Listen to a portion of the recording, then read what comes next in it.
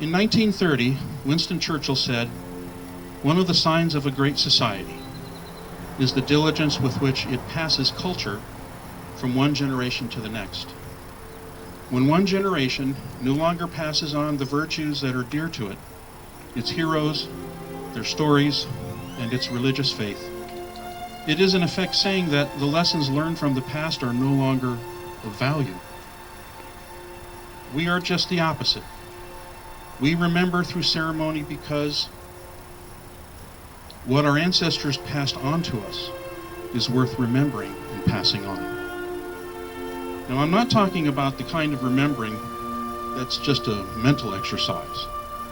I'm talking about the kind that must be enacted or ritualized. The kind that celebrates birthdays and wedding anniversaries. The kind that remembers the Alamo and Pearl Harbor.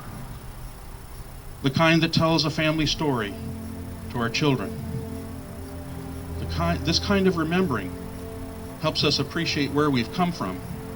It guides us to discover our purpose and inspires us to leave a legacy for our posterity. So, what can their stories teach us?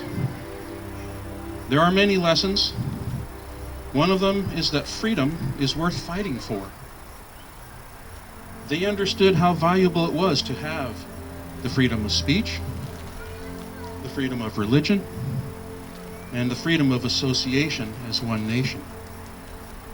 These freedoms were not born cheaply. They've come at a cost.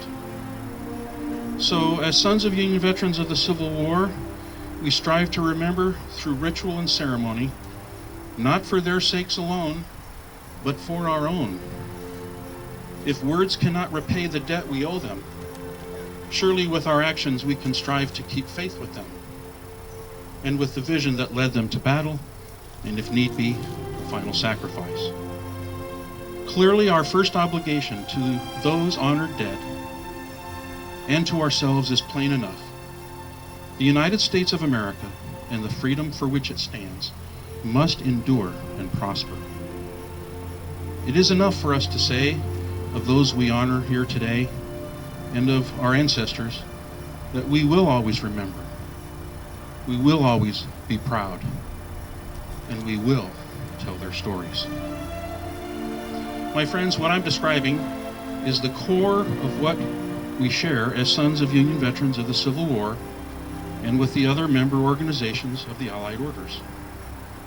Our ranks consist of strong and good people who, guided by these values, work together to honor the memory of the boys in blue. We are determined not to let their legacies be forgotten.